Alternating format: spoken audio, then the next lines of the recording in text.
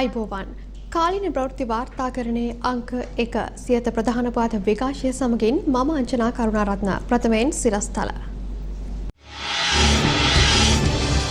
Cabinet මණ්ඩලයේ නව සංශෝධනයක් අමාත්‍යාංශ 7ක ඇමතිවරු වෙනස් වෙයි. ජනමාධ්‍ය අමාත්‍ය ධුරය ඩලස්ට සෞඛ්‍ය කෙහෙලියට පවිත්‍රාට ප්‍රවාහනය ජීඑල්ට විදෙස් අධ්‍යාපනය දිනේෂ්ට ගාමිණී ලොකුගේට විදුලිය නාමල්ට තවත් ඇමතිකමක් පොලිස් මාධ්‍ය ප්‍රකාශක අජිත් රෝහණ වෙනුවට ජ්‍යෙෂ්ඨ පොලිස් අධිකාරී නීතිඥ නිහාල් තල්දුව සෞඛ්‍ය අමාත්‍යංශයේ දත්තවලට වඩා 3 ගුණයක රෝගීන් සමාජයේ විශේෂඥ වෛද්‍ය පද්මා කියයි ඩෙල්ටා සෙල්ලමක් නොවේ ශ්‍රී ලංකා ප්‍රභේදයක්වත් ඇතිවිය හැකි විශේෂඥ වෛද්‍යවරුන් අනතුරු අඟවයි ඉදිරි මාසය තුල මරණ 5000ක් දක්වා ඉහළ යා හැකි විශේෂඥ වෛද්‍ය නිහාල් අබේසිංහ කියයි දුම්බොන අයට කොවිඩ් වැළඳීමේ හැකියාව 14 ගුණයකින් වැඩි වසරකට දුම්වැටි තහනම් කරන්නයි වෛද්‍ය සමාධි ඉල්ලයි වැඩිම කොවිඩ් මරණ ඊයේ මරණ 161ක් ඔක්සිජන් ගේන්න ශක්ති ඉන්දියාවට යයි. අද රාත්‍රී 10 සිට පසුදා අලුයම 4 දක්වා නිරෝධායන ඇඳිරි නීතිය සංචරණ සීමා දැඩිව පොලිසිය කියයි. අත්‍යවශ්‍ය කරුණකට හැර කොළඹට එන්න එපා. තත්වය භයානකයි. කොළඹ පුරපතිනිය කියයි. හෙට මධ්‍යම රාත්‍රියේ සිට විවාහ මංගල්‍යයන්ට අවසර නැහැ. මේ මාසේ හෙට පමණක් පාර්ලිමේන්තුව රැස් වෙයි. ලබන සැප්තැම්බර් 6 වෙනිදා දක්වා පාර්ලිමේන්තුව කල් තබයි. දීවර ගම්මානවල වෙසෙන ජනතාවට සහන සලසන්න අගමැතිගෙන් උපදෙස්. ජීවිත ආරක්ෂාවට ජනතාවම ස්වයං වාරණය පනවාගෙන ඇතැයි රංජිත් මද්දුම බණ්ඩාර කියයි. ගුරු වෘත්තීය සමිති 3ක් හෙට විමල්ගේ නිවසට. රිෂාඩ්ගේ මස්සිනාට ඇප දැන් දේශීය පුවත් ජනාධිපති ගෝඨාභය රාජපක්ෂ මහතා අද කැබිනට් මණ්ඩලයේ සංශෝධනයක් සිදු කරනු ලැබුවා. ඒ අනුව අමාත්‍යාංශ 7කට නව ඇමතිවරුන් පත් කර තිබෙනවා.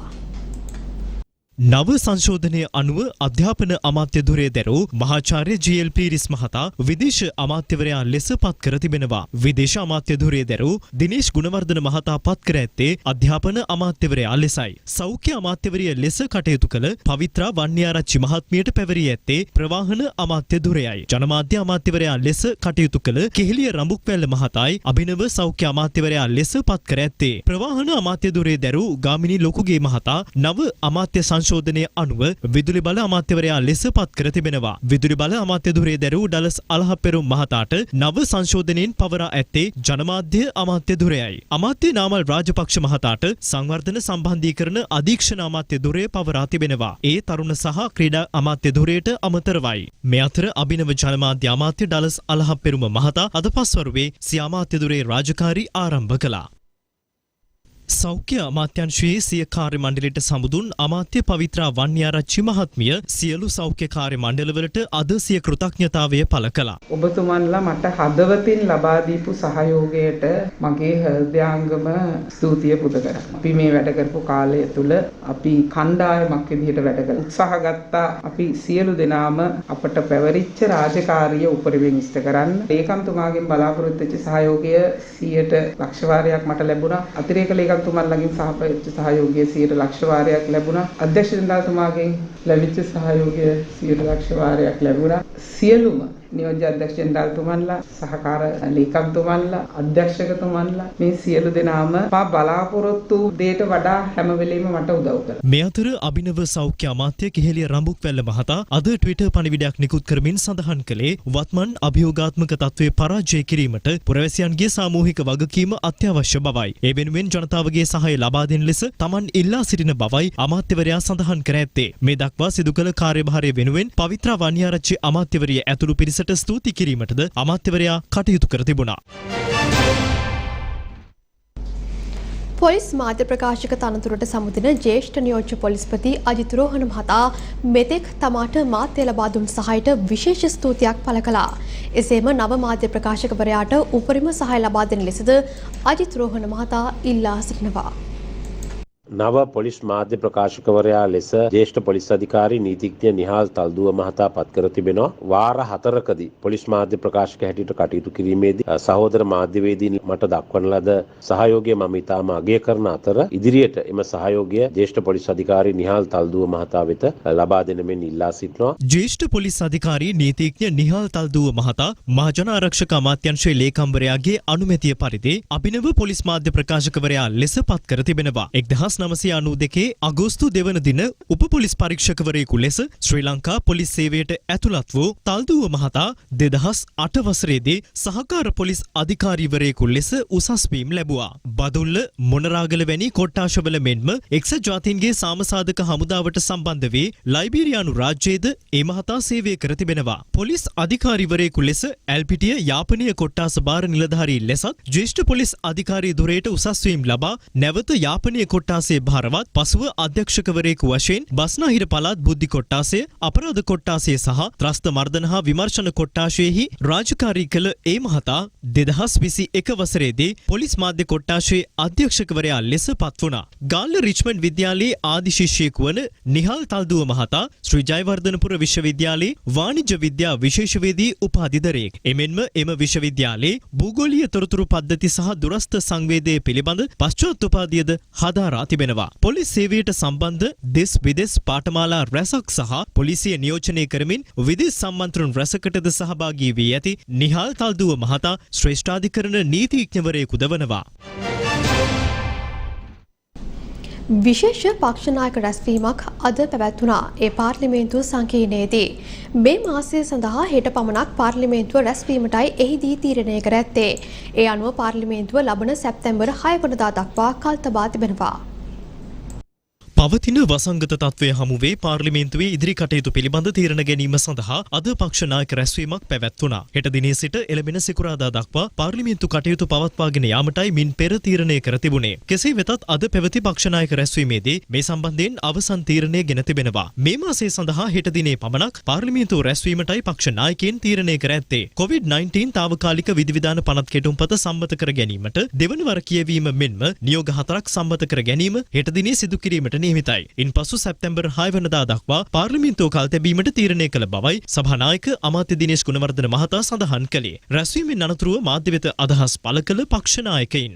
වර්තමාන තත්ත්වය ඉතාම භයානකයි. මං හිතන්නේ දැන් ආණ්ඩුවේ ඉන්න മന്ത്രിවරු කියන්න පටන් අරන් තියෙනවා මේ ලබා දෙන සංඛ්‍යා ලයිකන වැරදි කියලා. ඊළඟට කොරෝනා පිළිබඳ ඉන්න රාජ්‍ය ඇමතිවරයා කියනවා රටේ තත්ත්වය ඉතාම දරුණු තත්ත්වයකට හැරිලා කියලා. ආණ්ඩුව නැවත සෞඛ්‍ය අංශ කියනවා නම් වහනවයි කියලා කියනවා. ඉතින් අපි දන්නේ නැහැ මීට වඩා වෙන සෞඛ්‍ය අංශයක් වෙන කොයිද තියෙන්නේ කියලා. අපි කියන්නේ රට වහනවා නම් පාර්ලිමේන්තුව වහන්න ඕන. රට වහන්න නැතුව පාර්ලිමේන්තුව වහල වැඩක් නැහැ. මොකද පාර්ලිමේන්තුව විතරක් ආරක්ෂාව මොනවද? රටේ ජනතාවටත් ආරක්ෂාව ඕන. ජනතාවගේ ජීවිත ගැන කල්පනා කරලා කටයුතු කරන්න ඕන. කැබිනට් සංශෝධනයක් කළා තියෙනවා. ඒ කියන්නේ ඒකෙන්ම ආණ්ඩුව කියලා තියෙනවා සෞඛ්‍ය සම්බන්ධව ආණ්ඩුවේ ප්‍රතිපත්ති ගත තීරණ වැරදි කියලානේ ඒකෙන් කියන්නේ. දැන් කවිතා ඇමතුමිය අයින් කරලා ගෙහෙලිය ලබුක් කරලා එතන දාලා තියෙනවා. අපි දන්නේ නැහැ ඉතින් බලමු හෙට අනිද්දා ඉතින් හොඳ කතා ටිකක් කියයි ඉච්චරයි. කොවිඩ් පනත ඒක ගැන අපි විරුද්ධ වෙන්නේ අපි සම්මත කරගන්න නමුත් හෙට විතර පාර්ලිමේන්තුව පවත්වලා අනිද්දා වස්තුවේ පාර්ලිමේන්තුව කල් දාලා තින්නේ කියලා.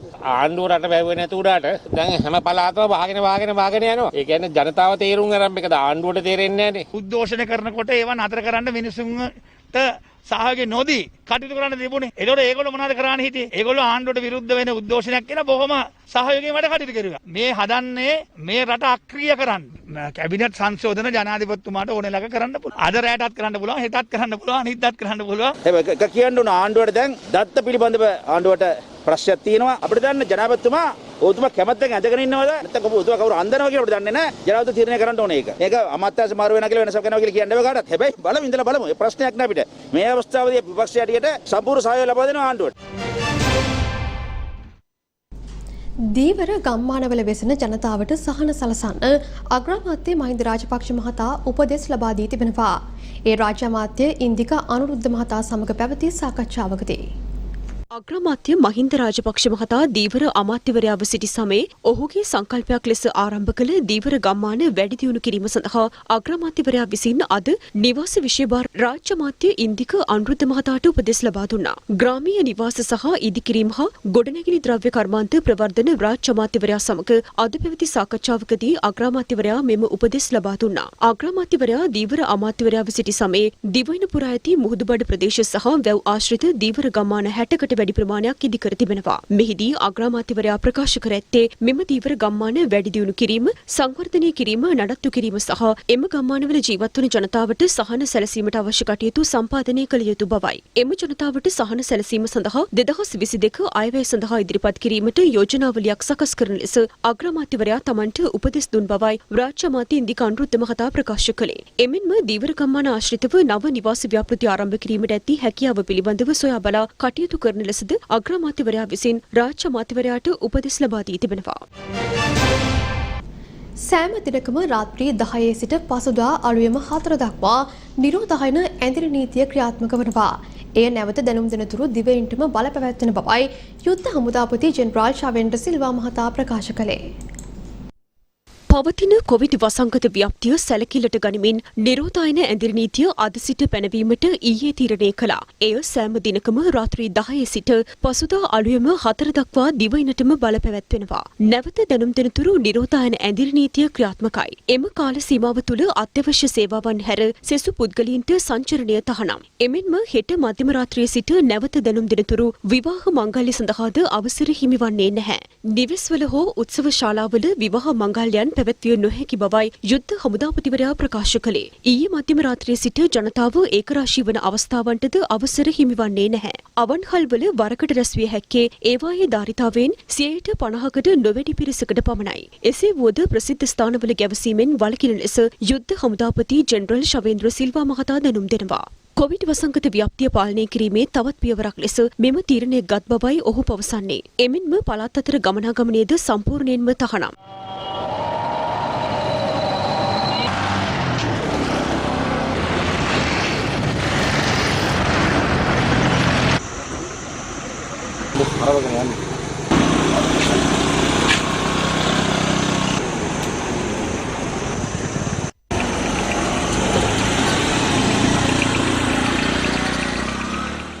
මේ අතර සංචරණ සීමා දැඩිව ක්‍රියාත්මක කරන බව ජ්‍යෙෂ්ඨ නියෝජ්‍ය පොලිස්පති අජිත් රෝහණ මහතා පවසනවා. මුඛ ආවරණ නිසියාකාරව පළඳින්නේ නැති පුද්ගලයන් අත්අඩංගුවට ගැනීමද අද සිට ක්‍රියාත්මකයි. පැය 6ක කාල පරිච්ඡේදයක් සඳහා දිනපතාම නිරෝධායන ඇදිරි නීතිය නැවත දැනුම් දෙනතුරු ක්‍රියාත්මක වෙනවා.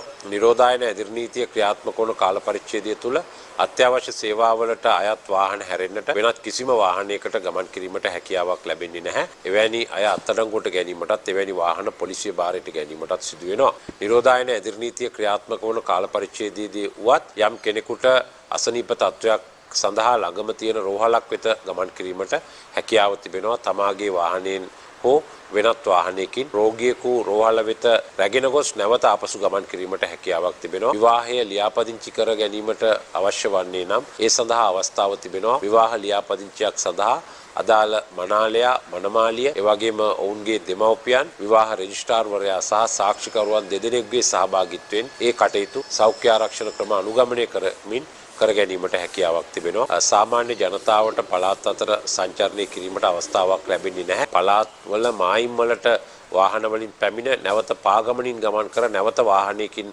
ගමන් කරන බවට තොරතුරු ලැබී තිබෙනවා. මේ සම්බන්ධයෙන් දිතා දැඩි ක්‍රියාමාර්ග ගැනීමට බලාපොරොත්තු වෙනවා. අත්‍යවශ්‍ය කරුණකට හැර කොළඹට පැමිණීමෙන් වළකින ලෙස කොළඹ පුරපතිනි රෝසි සේනානායක මහත්මිය ජනතාවගෙන් ඉල්ලා සිටිනවා. මේ කොවිඩ් ප්‍රභේදයත් එක්ක රටේ තත්ත්වය අති භයානක තත්ත්වයකට පත් වෙලා තියෙනවා. කොවිඩ් වසංගතයේ ශීඝ්‍ර ව්‍යාප්තියෙන් පවතින බැවින් අත්‍යවශ්‍ය කරුණකට හැර කොළඹ නගරයට මම හිතන්නේ පැමිණීමෙන් වැළකෙන්න කියලා මා කාරුණිකව ජනතාවගෙන් ඉල්ලා සිටින මේ දිනවල කොළඹ නගරයට පැමිණීම දැඩි ජීවිත අවදානමකට ලක් වෙන්න පුළුවන් කියන එක මම මේ අවස්ථාවේ අවධානයෙන් කියන්න කැමතියි. එන්නේ ඉස්සෙල්ලා එකවරක් නෙමෙයි දෙවරක් නෙමෙයි තුන්වරක් නෙමෙයි 10 වරයක් හිතා බලන්න කියලා මම ඉල්ලා සිටිනවා. පැයකට 6-7 දෙනෙක් මරණයට මේ ඩෙල්ටා ප්‍රභේදය නිසා පත් වෙනවා කියන එක දස්වලින් පෙන්වුම් කරනවා. ඊළඟ සතිය 2 3 4 අපි අතිශයම ප්‍රවේශම් විය යුතුයි.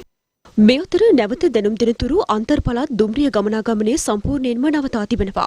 බස්නාහිර පළාතේ දුම්රිය ගමන් වාර 64ක් අද සිට ක්‍රියාත්මක වන බවයි දුම්රිය සාමාන්‍ය අධිකාරී ධම්මික ජයසුන්දර මහතා ප්‍රකාශ කළේ. ධාවනය කරන දුම්රිය බස්නාහිර පළාත් තුල පමණක් ධාවනය කිරීමට කටයුතු දා තිබෙනවා. නැවත දැනුම් දෙනසුළු අන්තර් පළාත් දුම්රිය ධාවනය නවතා තිබෙනවා. දුම්රිය ගමන් වාර 64ක් පමණ බස්නාහිර පළාත් තුල සිදු කරනු ඇති. ප්‍රධාන මාර්ගයේ ප්‍රථම දුම්රිය 6:15ට අඹේපුසේ සිට කොටුව දක්වා ගමන් ආරම්භ කරන අතර අවසාන දුම්රිය 19:50ට කොළඹ කොටුවේ සිට අඹේපුස දක්වා ගමන ආරම්භ කරනවා. මුහුදුබඩ මාර්ගයේ උදෑසන 5:20ට ප්‍රථම දුම්රිය අලුත්ගම සිට මරදාන දක්වා ධාවනය වන අතර අවසාන දුම්රිය සවස 6:15ට අලුත්ගම දක්වා ධාවනය කරනවා. පුත්තලම් දුම්රිය මාර්ගයේ උදෑසන 4:30ට හලාවත සිට දුම්රියක් කොළඹ කොටුව දක්වා ධාවනය වන අතර සවස 6:05ට කොළඹ කොටුවේ සිට අවසාන දුම්රිය හලාවත දක්වා ගමන් කරනවා. කැලණිවැලි මාර්ගයේ ප්‍රථම දුම්රිය 4:55ට කොළඹ කොටුව දක්වා ගමන් කරන අතර අවසාන දුම්රිය සවස 6:30ට කොළඹ කොටුවේ සිට අවිස්සල දක්වා ගමන් කරනවා. ලබන මාසයේ වන විට කොවිඩ් මරණ සංඛ්‍යාව 5000 ඉක්ම විය හැකි බව ප්‍රජා විශේෂඥ වෛද්‍ය නිහාල් අබේසිංහ මහතා පවසනවා. සෞඛ්‍ය අමාත්‍යාංශයේ දත්තවල සඳහන් රෝගීන්ට වඩා 3 ගුණයක පිරිසක් සමාජයේ සිටිය හැකි බව ශ්‍රී ලංකා වෛද්‍ය සංගමයේ සභාපති විශේෂඥ වෛද්‍ය පත්මා ගුණරත්න මහත්මිය පවසනවා. අද පෙරවරුවේ පැවති ප්‍රවෘත්ති සාකච්ඡාවේදී මේ තොරතුරු වාර්තා වූයේ. දැන් කොවිඩ් පිළිබඳ සවිස්තරාත්මක වාර්තාවක්. සෞඛ්‍ය අමාත්‍යාංශයෙන් ලබා දෙන දත්තවලට වඩා 3 ගුණයක කොවිඩ් රෝගීන් ප්‍රමාණයක් සමාජය තුළ සිටිය හැකි බව ශ්‍රී ලංකා වෛද්‍ය සංගමයේ සභාපතිනි විශේෂඥ වෛද්‍ය පත්මා ගුණරත්න මහත්මිය පවසනවා. ඩෙල්ටා කියන ප්‍රභේදයත් එක්ක තමයි මේ අවස්ථාවේදී පැතිරෙන්නේ. මේක ඉතාමත්ම ශීඝ්‍රයෙන් පැතිරෙනවා. සෞඛ්‍ය අමාත්‍යාංශ දත්තවල හැටියට පහුගිය සුමානයේ 24000ක් රෝගීනොත් 918ක් මරණත් සිදු බවට දත්තවලින් ප්‍රකාශ වෙනවා. අපි දන්නවා මේ වගේ සෞඛ්‍ය අමාත්‍යාංශ දත්ත එනකොට අපේ සමාජයේ මීට වඩා මේ වගේ 3 ගුණයක් පමණ රෝගීන් සිටිනවා කියන එක. මුලදී 0.5ක් පමණ වූ මරණ සංඛ්‍යාව මේ වෙනකොට දත්තවලට අනුව 0.4ක් හෝ 0.5ක් පමණ ප්‍රමාණයට වැඩි වී තිබෙනවා. එම මාධ්‍ය හමුවට සූම් තාක්ෂණය ඔස්සේ එක්වමින් විශේෂඥ වෛද්‍යවරුන්ගේ සංගමයේ සභාපති විශේෂඥ වෛද්‍ය ලක්කුමාර් ප්‍රනාන්දු මහතා ප්‍රකාශ කළේ ඉදිරි සති දෙක තීරණාත්මක බවයි.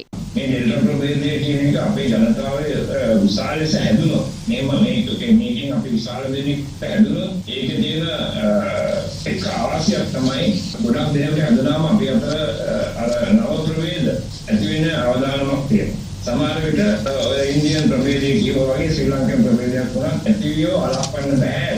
සෝල ලෙස වේගයෙන් හැමතැනම මේක පැතිරෙයි. අපි දැන් මේ ඇතුළු වෙන්නේ ඊටම ජීවනාත්මක තාන්ත්‍රික කොවිඩ් රෝගීන්ගේ ඔක්සිජන් අවශ්‍යතාවය 50%කින් වැඩි වී ඇති බවද මෙම මාධ්‍ය හමුවේදී අනාවරණය වුණා. අද දිනේ ජාතික රෝහලේ කොළඹ රෝගීන් 600 ගණනක් ප්‍රතිකාර ගන්නවා. ඔවුන්ගෙන් රෝගීන් 305කට පමණ ඔක්සිජන් අවශ්‍ය වෙලා තියෙනවා. ඒ කියන්නේ අපේ ඉන්න රෝගී සංඛ්‍යාවෙන් 50%කට පමණ. අපි මේක කලින් දුටුව තත්ත්වයක් නෙමෙයි. අපි මීට මාසයකට එකහමාරකට කලින් අපි දැක්කේ සමහරට 120කට 30කට පමණයි අවශ්‍ය වෙන්නේ ඔක්සිජන්. නමුත් දැන් අපි දකිනවා 50%කට පමණ ඔක්සිජන් අවශ්‍ය වෙනවා. ලංකාව පුරා විශාල වැඩිවීමක් වුණොත් එහෙම ඔක්සිජන් අවශ්‍ය රෝගීන්ගේ අපේ ධාරිතාවේ ඉක්මවා යෑම වැළැක්විය හැකි දෙයක් නෙමෙයි. අවාසනාවන්ත දේ තමයි මරණ අනුපාතයේ වැඩි විය හැකි. පසුගිය මේ සති දෙක තුන තුල 120 එහෙම නැත්නම් 100 සිට 160 දක්වා දිනකට මරණ වාර්තා වුණා. ඉතින් අඩුම තරමින් අපි දන්නවා ඉදිරි මාසය තුල මරණ 4800ක් හෝ ඊට වැඩි සංඛ්‍යාවක් 5000කට වැඩි සංඛ්‍යාවක් සිදු විය හැකි.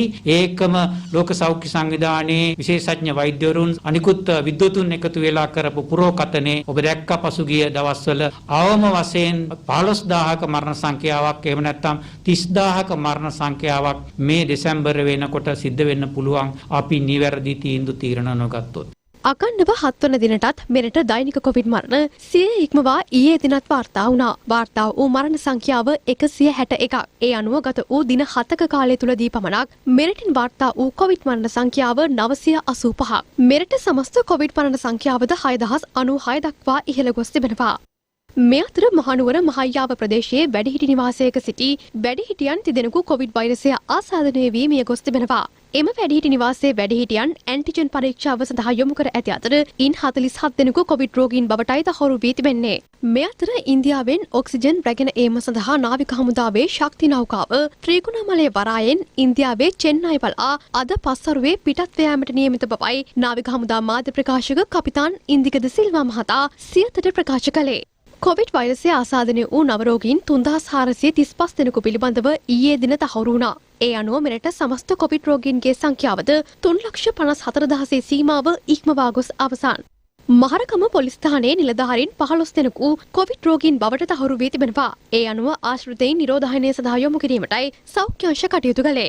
කොවිඩ් ආසාදනය වී නිවෙස් නිරෝධායනය සඳහා පුද්ගලයන් 13063 දෙනෙකු යොමු කර තිබෙනවා. ඒ පිළිබඳ පෞල් සෞඛ්‍ය විශේෂඥ වෛද්‍ය මල්කාන්ති ගල්හින මහත්මිය සියතට මෙලෙස අදහස් පළ කළා.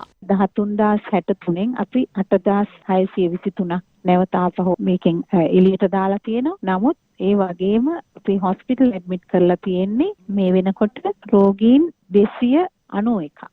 ඊට අමතරව හදිස්සි අවශ්‍යතාවයන් රෝගීන්ගේ අඳුරගෙන ඇතුල් කරලා තියෙනවා 11 දෙනෙක්. එහෙම හදිස්සි ප්‍රතිකාර අවශ්‍යතාවයන් නොමැතිව දවසේ ඕන වෙලාවක් ඇතුළත වෙන්න කියලා අපි උපදෙස් දීලා තියෙන රෝගීන් 65 දෙනෙක් ඉඳලා තියෙනවා. ඒක තමයි අද තියෙන අලුත්ම තත්ත්වය.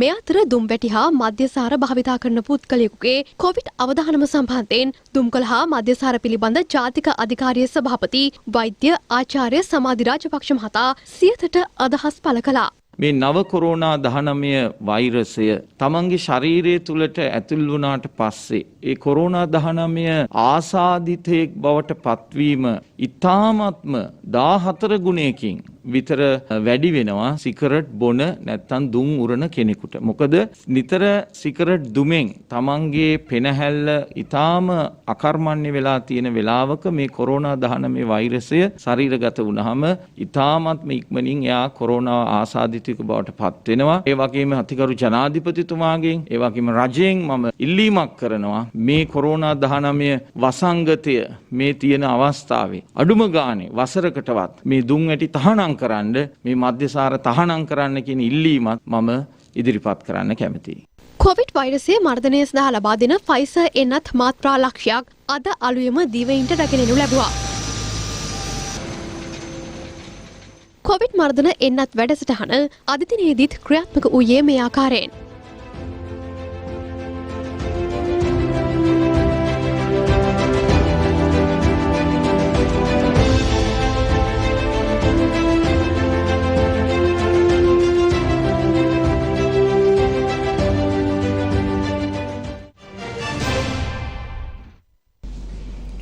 කුමන සංකූලතා තිබුණත් ගැබිනි මව්වරුන් අනිවාර්යෙන්ම එන්නත ගත යුතු බව විශේෂඥ වෛද්‍ය රංජිත් වටුවන්තුඩාව මහතා පවසනවා. ඒ අද සෞඛ්‍ය ප්‍රවර්ධන කාර්යාංශයේ පැවති ප්‍රවෘත්ති සාකච්ඡාවේදී ගර්භණී කාන්තාවන්ගේ එන්නත්කරණය පිළිබඳ ශේෂ තීරණයන් කිහිපයක් ගනු ලැබුවා. පසුගිය සතියේ සිකුරාදා රැස් වූ බෝවන රෝග පිළිබඳ විශේෂඥ මණ්ඩලය මගින් එහිදී ලබාගත් තොරතුරු අනුව සියලුම සෞඛ්‍ය වෛද්‍ය නිලධාරීන්ට අද හෙට දින ඇතුළතදී ඒ අදාළ උපදෙස් පත්‍රිකා ගයිඩ්ලයින්ස් ලැබෙනවා ඇති. ගර්භණීතාවයේ සියලුම කාල සීමා ඇතුළතදී සංකුලතා ඇතත් නැතත් සියලුම ගර්භණී කාන්තාවන්ට එන්නත් වර්ග 4න් සයිනෝෆාර්ම් එන්නත, ෆයිසර්, මොඩර්නා සහ ඇස්ට්‍රාසෙනිකා මේ වර්ග 4න්ම එන්නත් ලබා ගැනීමට අනුමැතිය ලබා දී තියෙනවා. ඒ ගැනත් විශේෂයෙන් දැනුවත් වන්න. රුධිර කාන්දුකරණය කරන රෝගීන් මේ රෝගයට ආසාදනය වුවොත් හෝ වැක්සින් එක ලබාගෙන තිබෙනවා නම් සහ වැක්සින් ලබා නොකර කොල්තාස දෙකටම ඔවුන් කොවිඩ් රෝගය ආසාදනය වුවොත් කරන්නේ මොකක්ද කියන එක. එතකොට වඩා වැදගත් දේ තමයි ඔබට කොවිඩ් රෝගය ආසාදනය වුණත් ඔබ ඔබේ નિયમિત රුධිර කාන්දු පෙරණයට නොවරදවා සහභාගී විය යුතුයි. එසේ නොවීමෙන් වෙන සංකූලතා කොවිඩ් රෝගයට වඩා දරුණු වෙන්න පුළුවන්. එතකොට අනිත් පැත්තෙන් බැලුවොත් එහෙම පරිතාන කාන්දු පෙරෙන රෝගීන් ගොඩක් වෙලාවට රෝහලට පැමිණෙන්නේ නැහැ. හැබැයි ඔවුන්ගේ ප්‍රතිශක්තිකරණය අඩුයි. ඔවුනුත් මේ එන්නත්කරණය සඳහා යොමු වෙලා එන්නත්කරණය ගැනීම තුළින් ඔවුන්ටත් ජීවිත ආරක්ෂාව ලබා ගන්න පුළුවන්. ගර්භණී මව්වරුන්ට ස්පුට්නික් V එන්නත හැර අනිත් සියලුම එන්නත් වලට මේ වන විට ගර්භණී කාලයේදී ලබා දීමට අනුමැතිය ලැබිලා තියෙනවා. සෑම ගර්භණී මවකටම පිටගැස්ම එන්නත ලබා දෙනවා. මේ එන්නත ලබා දීමේදී පිටගැස්ම එන්නත ලබා ගන්න කාලයේදීම මේ එන්නත ලබා ගැනීම සුදුසුද කියන එක. දැනට අපි නිර්දේශ කරලා තියෙන මේ එන්නත් එකම එකවරවත් ලබා ගත හැකි.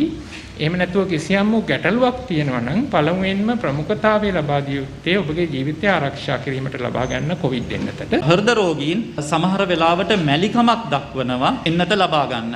මෙහිදී අවධාරණය කරන්න ඕනේ හෘද රෝගීන්ට කොවිඩ් රෝගය වැළඳුනොත් එයින් ඇතිවිය හැකි සංකූලතා අනිත් රෝගීන් හා සංසන්දනය කරනකොට ඉතාමත් වැඩි. මේ නිසා එන්නතින් ඔබට ලැබෙන ආරක්ෂාව උපරිමයි. අනිවාර්යයෙන්ම හෘද රෝගියෙක් වශයෙන් ඔබේ යුතුයකමක් එන්නත පුළුවන් ඉක්මනින් ලබා ගැනීමට. යුද්ධ හමුදාපති ජෙනරාල් ශවේන්ද්‍ර සිල්වා මහතා ඇතුළු සමස්ත හමුදාවටම ස්තුතිය පුද කළ යුතු බව පූජ්‍ය මුරුත්තෙට්ටුවේ ආනන්ද හිමියන් පවසනවා. එන්නත්කරණයේදී හමුදාව ඉටු කරමින් තිබෙන සේවය විශිෂ්ට බවයි උන්වහන්සේගේ අදහස. අපි දන්නවා එන්නතාද දිවයින පුරාම බහුල වශයෙන් අද පවත්වගෙන යනවා. මේ පිළිබඳව පොඩි අපි ප්‍රශංසාවක් කරන්නට ඕනේ.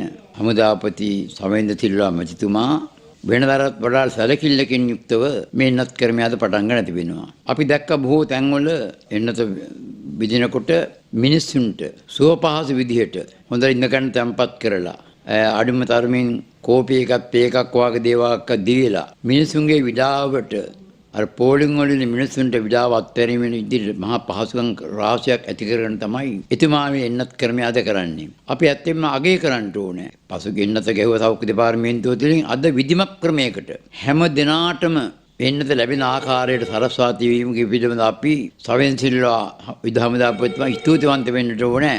එතුමාගේ මේ නවීකරණයේ වැඩපිළිවෙල මේ එන්නතේ ලබා දීමට ගෙවල් ගානේ ගිහිල්ලා වාහන ඇම්බුලන්ස් සපයලා තිබෙනවා ගෙදරට ගිහලා එන්නත විද ගන්න. ඒක මං හිතනවා මේ රටේ අහිංසකෙන්න කරපු තාම ප්‍රශංසනීය කටයුත්තක්. ඉතින් මෙන්න මේ විදිහට මේ ශවේන්ද්‍ර සිල්වා මැතිතුමා මේ කරන කාර්යභාරය රට රකින්න ජනහඬ සංවිධානයේ මගින් අපි අගය කරනවා. මේ අගය නොකරන ඇත්තොත් ඉන්නවා. අපි පුරුදු වෙන්න ඕනේ හැම වෙලේම හොඳ දෙයට හොඳ කියන්නත් නරක දෙයට නරක කියන්නත් හල යුත්ත හරන්නත් කල යුත්ත කරන්නත් බැහැර කරන්නත් අපි ඉගෙනන්න ඕනේ. එනිසා නිරන්තරයෙන්ම ශවේන්ද්‍ර සිල්වා මැතිතුමා මේ ගෙනියන එන්නත් ක්‍රම වේදයේ පිළිබඳව මේ රටේ සියලුම ජනතාව එතුමාට ප්‍රශංසා කළ යුතුයි. ඉදිරි දින දෙක තුළ රජයේ නිවැරදි තීන්දුවක් ගත්තේ නැත්නම් රට ලොක්ඩවුන් කරන තෙක් බලපෑම් කරන්න සියලු සෞඛ්‍ය අංශ සූදානම් බව රජයේ හෙද නිලධාරීන්ගේ සංගමයේ සභාපති සමන් රත්නප්‍රිය මහතා පවසනවා. වවුලන්ට දාපු ඇඳිරි නීතියක් තමයි මේ ආණ්ඩුව දාලා තියෙන්නේ. ඒ වගේ මෝඩ වැඩ කරන ආණ්ඩුවකින් රටට සෙතක් වෙනවද කියන කාර්යයට අපිට ප්‍රශ්නයක් තියෙන සංගමයක් විදිහට අපි ඒකත් ප්‍රශ්න කරන්න ඕන. මොකද අපිට දැන් ඇති වෙලා තියෙන්නේ සෞඛ්‍ය කාර්ය මණ්ඩලය විදිහට මේ දවස් දෙක බලලා හෙට අනිද්දා යමක් වෙන්නේ නැත්නම් අනිවාර්යයෙන්ම රට පුරා බල කිරීමකට යන්න බලාපොරොත්තු වෙනවා ලොක්ඩවුන් කරන්න කියලා. එක කණ්ඩායමක දෙයක සමහර වෘත්තීය සමිතිවල හිරකාරයෙක් බවට පවිත්‍ර ආරච්චි මහත්මියපත් වුණා. ඒක නිසා තමයි සම්බන්ධ සෞඛ්‍ය ශාස්ත්‍රයේ සහයෝගයක් එයාට ප්‍රකාශ වුණෙත් නැහැ. රටේ සහයෝගය ප්‍රකාශයටපත් වුණෙත් නැහැ. ඒ වගේ කණ්ඩායම් වල හිරකාරය වෙලා තමයි සෞඛ්‍ය ඇමතිවරියට මෙතනින් යන්න සිද්ධ වුණේ. ඉතින් අලුත් ඇමතිවරයෙක් පත් වෙලා තියෙනවා. ඉතින් අපි හිතනවා ඔහු සෞඛ්‍ය ශාස්ත්‍රයේ සියලුම කණ්ඩායම් එක ඒකරාශී වෙලා මේ වැඩේ ධනාත්මකව අරගෙන යයි කියලා. යම් හැකියාවක් තියෙන ඇමතිවරයෙක් බවත් පේනවා. එදා රට මුහුණ දුන් යුද්ධයට වඩා අද තත්ත්වයේ ඉතා භයානක බව පූජ්‍ය ඇල්ලේ ගුණවංශ හිමියන් පවසනවා. මේ මොහොතේ සියලු වාද භේද අත්හරින්නයි උන්වහන්සේ ඉල්ලා සිටිනවා. හැකි අයුරින් සහාය වී ජීවිත ආරක්ෂා කිරීමට එක්වන්නයි උන්වහන්සේ ඉල්ලා සිටිනවා. රට ලොක්ඩවුන් කිරීම හරහා මෙරටට ඩොලර් ගෙන එන මාර්ග වැසීම ආණ්ඩුවට විශාල ගැටලුවක් බවයි රාජ්‍ය මාත්‍ය අරුන්දික ප්‍රනාන්දු මහතා ප්‍රකාශ කළේ. ඒ ඇතුළු දේශපාලඥයින් කොවිඩ් වසංගතය පිළිබඳව පළ කළ අදහස් කිහිපයක් දැන්. යුද්ධයටත් වැඩිය බරපතල භයානක තත්වයකට අද අප පත්ව සිටින නිසා අපේ යුතුයකමක් තිබෙනවා සෙසු සහෝදර සහෝදරියන්ටත් උදව් උපකාර කරමින් විශේෂයෙන්ම අපේ දරු පැටව් ආරක්ෂා කර ගනිමින් කටයුතු කරන්න. විශේෂයෙන්ම අපේ ස්වාමීන් වහන්සේලාගෙන් අනිකුත් පූජකවරුන්ගෙන් ඉල්ලා සිටිනවා මේ බරපතල අවස්ථාවේ නායකත්වයේගෙන ජනතාව අතලොස්සක් එක්රැස් කරගෙන විශේෂයෙන් මේ රෝගයට ගුදුරු වී පීඩා විඳින පිරිස් වලට කිසියම් ආකාරයක උදව් උපකාර කරන්න අපකැප වෙන්න කියලා ඉල්ලීමක් කරනවා. අඩුමාන $1 එකක් හරි රටට ගෙන්න ගන්න තියෙන මාර්ග වැහෙනවා නම් ඒක අපි ලොකු ප්‍රශ්නයක් අපිට. අඩු මේ එන්නත ගෙන්නත් අපිට සල්ලි යනවා. දැන් තියෙන තත්ත්වය හැටියට රට වහන එක නම් ප්‍රධානම විසඳුම ඒ රට වහලා නිෂ්පාදන ක්‍රියාවලිය සුවිශේෂී කටයුත්තක් ලෙස සලකලා ඒ කර්මාන්ත ශාලා අරින වැඩපිළිවෙල විශේෂිත වැඩපිළිවෙලක් උඩ කරන්න කියන ඉල්ලීම අපි කරනවා. එහෙම කළා රට වැහුවට කමක් නැහැ. රාත්‍රී 10න් පස්සේ කවුද මේ සැරිසරන්නේ? මිනිස්සු මේකට කියන කතාව තමයි කතාවද තහනම් කරලා තියෙනවා. ඒගොල්ලෝ රැට හොරෙන් පැනලා යයි කියලා ඉතාලන ඒක වැලක්වීමට ඇඳිරි නීතිය දාලා තියෙනවා කියලා. පිස්සෙක් රජ වුණත් එකයි රජු පිස්සෙක් වුණත් එකයි කියලා බන්දුල හැමදාම කිව්වා. දැන් එහෙනම් බන්දුලෙන් අපිට අහන්න තියෙන්නේ ඒ ඔබ කියපු යුගය ලංකාවේ නිර්මාණය වෙලා නේද තියෙන්නේ කියලා. විපක්ෂ නායකවරයා ඇතුළු ලපටි බලවේගයේ උදවියත් 69 ලක්ෂයෙන් පත් වෙච්ච ජනාධිපතිවරයාත් මේ ව්‍යසනයට වක් කියන්නට ඕන. විපක්ෂය ඔක්කොම එකහු වුණොත් මේ රෝගේ ව්‍යාප්ත කරන එක නතර වෙනවා. විශේෂයෙන්ම දේශපාලන වාසි ලබා ගැනීම සඳහා මේගොල්ලන් බලාපොරොත්තු වෙන්නේ මේ අභියෝගයේදී ගිහිල්ලා තනින් තන ගිහිල්ලා උද්ඝෝෂණය කරන එක. ඉතින් ඒක නිසා අපි කියනවා සියලු දෙනාටම එක්කහු වෙන්න අත්වල බැඳ ගන්න මේ අභියෝගයේ ජයග්‍රහණය කරමු. ඊට පස්සේ තමන්ගේ දේශපාලනය කරන්න හැකියාව තියෙනවා.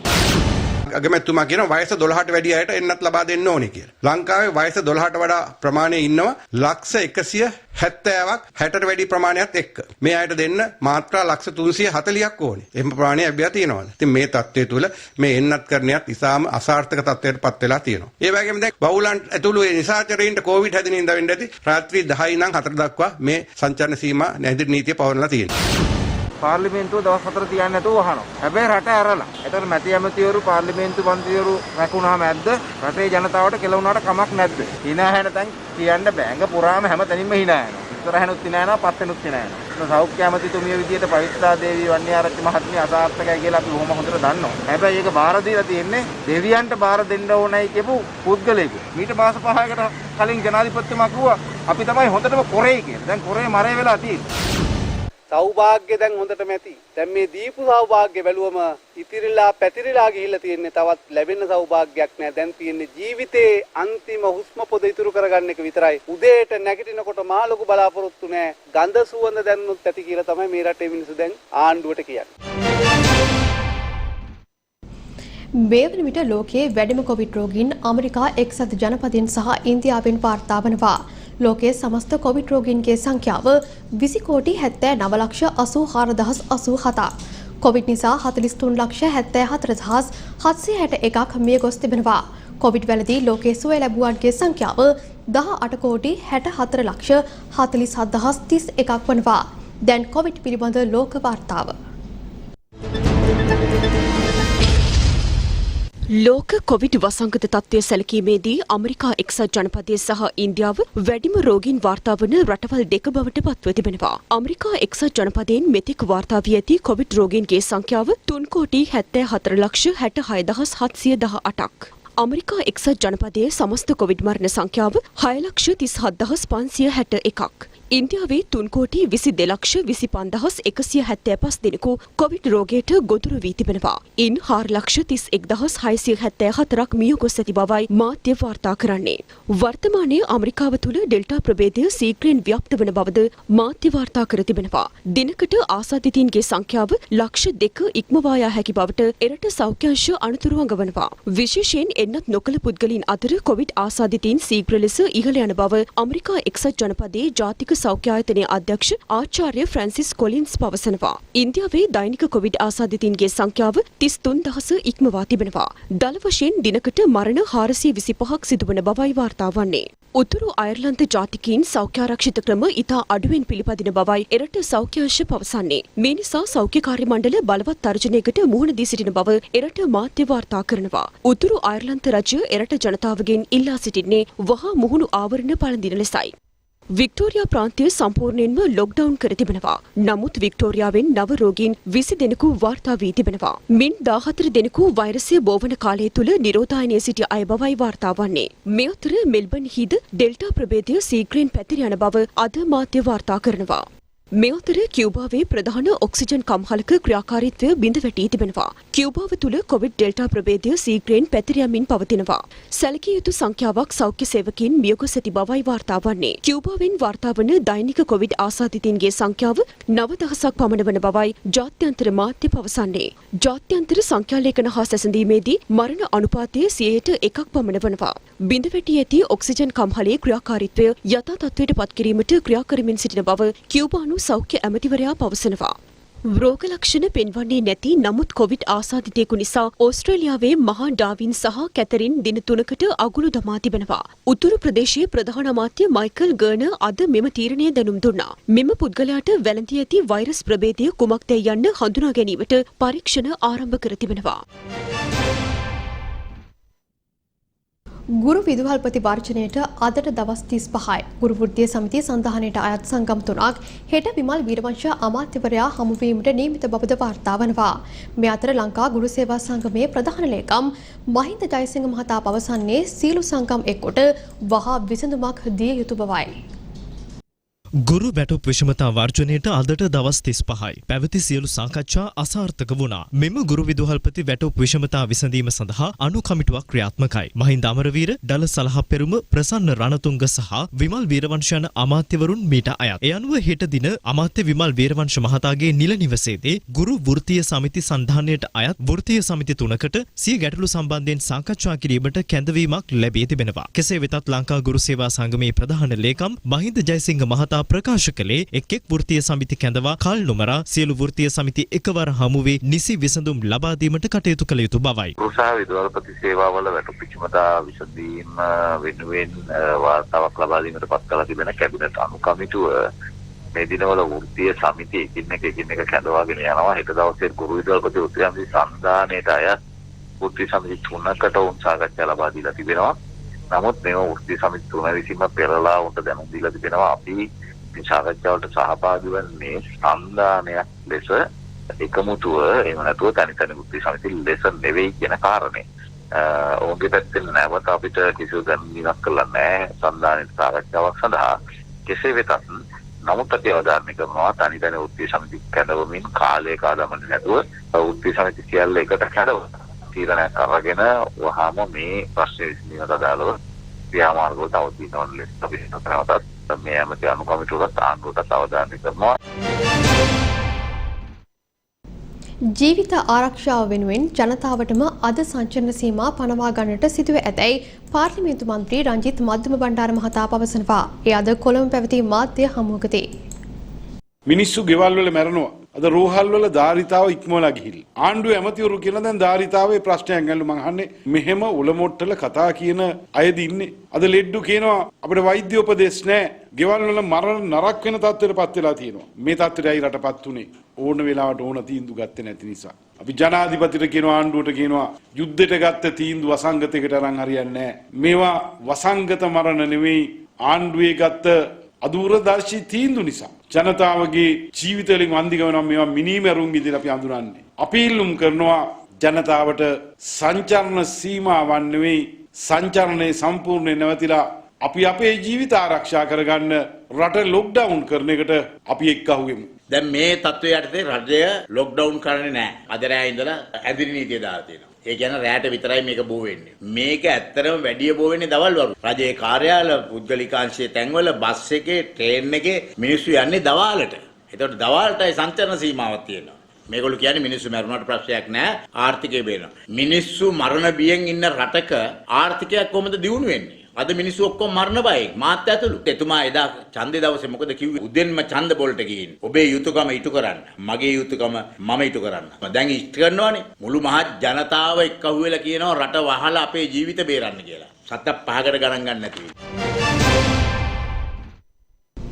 ශ්‍රී ලංකා නිදහස් පක්ෂයේ 70 වන සංවත්සරය වෙනුවෙන් ලේදන් දීමේ ව්‍යාපෘතියක් මේ මාස 20 වනදා සිට ලබන මාස 2 වනදා දක්වා ක්‍රියාත්මක කරන බව අමාත්‍ය නිමල් සිරිපාල් ද සිල්වා මහතා පවසනවා. අපි ශ්‍රී ලංකා නිදහස් පක්ෂයේ වශයෙන් අපේ පාර්ලිමේන්තු මන්ත්‍රීවරුන් 14 දෙනාත් අපේ සංවිධායකවරුන්ට 20 වෙනිදා සිට 2 වෙනිදා දක්වා විශේෂයෙන්ම 2 වෙනිදා අපේ පක්ෂයේ 70 වෙනි සංවත්සරය. එය නිමිති කොටගෙන අනිකුත් සියලුම වැඩ කටයුතු අවලංගු කළා දාලා රැස්වීම් සම්මානකරන මේවා පැවැත්වීම අවලංගු කළා දාලා අපේ සමාජිකයින්ට සෞඛ්‍ය නීති විධිහා රෙගුලාසි වලට අනුව ලේ පොයින්ට් 10000ක් පමණ පරිත්‍යාග කිරීමේ සුවිශේෂී වැඩපිළිවෙලක් අපේ සංවත්සරයේ නිමිත්තෙන් දියත් කිරීමට අපි තීරණය කළා තියෙනවා. ඒ සඳහා දැන් අපි ක්‍රමවේදයක් සකස් කළා තියෙනවා. ඒ ක්‍රමවේදය අනුව උතුරේ සිට දකුණ දක්වා සෑම පළාතකින්ම අපි දිනකට 50 දෙනෙක් පමණ එක මධ්‍යස්ථානයකට පැයකට 5 ගාන. එතකොට එක තැනක විශාල සෙනඟක් එකතු වෙන්නේ නැහැ. අපි රුධිරය පරිත්‍යාග කිරීම සඳහා වැඩසටහනක් සකස් කරනවා. ඒ සඳහා අවශ්‍ය වැඩ කටයුතු සංවිධානය අප විසින් කරනු ලබනවා. මහනුවර ඇසළ පෙරහැර මංකල්‍යයේ සිව්වන කුඹල් පෙරහැර අද වීදි සංචාරය කිරීමට නියමිතයි. තුන්වන කුඹල් පෙරහැර ඊයේ රාත්‍රියේ වීදි සංචාරය කළා. ඇසළ පෙරහර මංගල්‍යයට සමගාමීව පැවති තෙවන කුඹල් පෙරහර ඊයේ රාත්‍රියේ වීදි සංචාරය කළා. ඒ 7:12ට යෙදුණු සුබ මොහොතින්.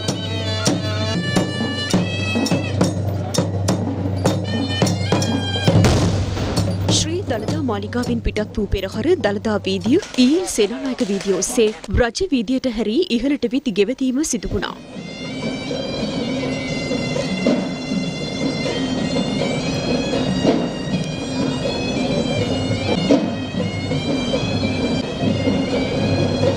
පෙරහර කරඬුව වැඩම කරවනු ලැබුවේ දළදා මාලිගාවේ ඇත්පන්තියේ සිංහරාජා හස්තියයි.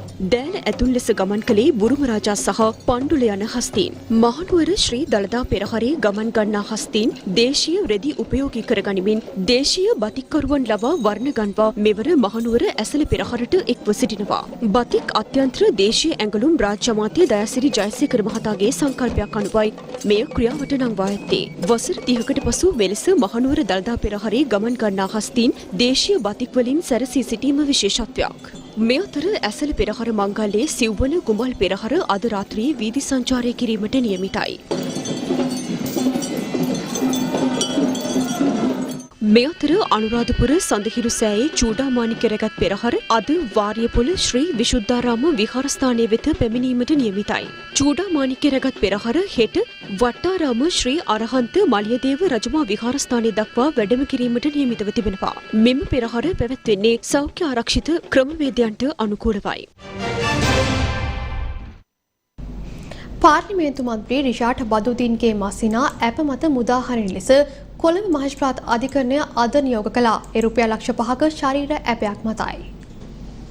පාර්ලිමේන්තු මන්ත්‍රී රිෂාඩ් බදුදීන්ගේ නිවසේ සේවය කළ වෙනත් තරුණියක් දූෂණය කළේ යයි කියන ඔහුගේ මස්සිනා වන මොහොමඩ් ශියාබ්දීන් ඉස්මත් නැමැත්තා ඇප මත මුදාහරින ලෙස කොළඹ මහේස්ත්‍රාත් අධිකරණය අද නියෝග කළා.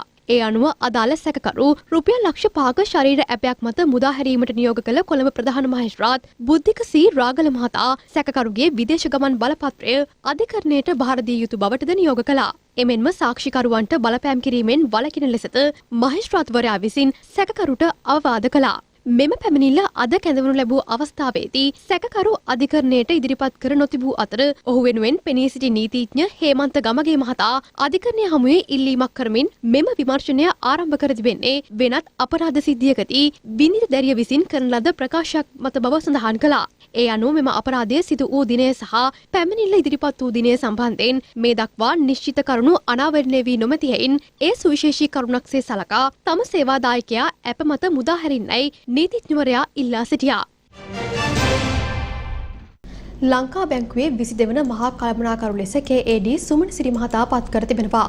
ඔහු සියදුරේ වැඩභාර ගැනීම අද පෙරවරුවේ සිදු කෙරුණා.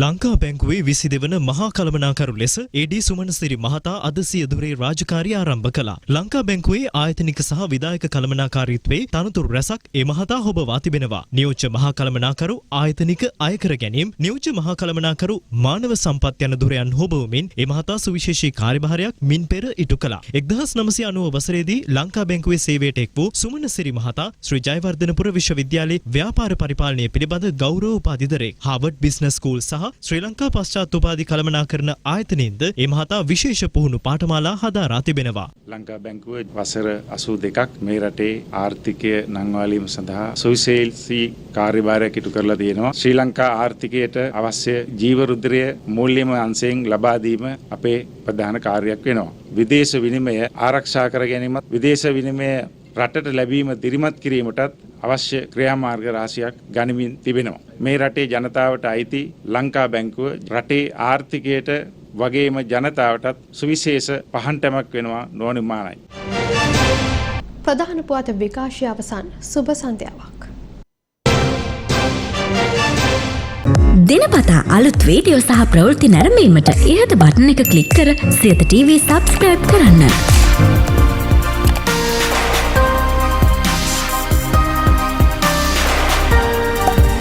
අලුත් වීඩියෝ ගැන මුලින්ම දැනගන්න මෙම සීනුව ක්ලික් කරන්න.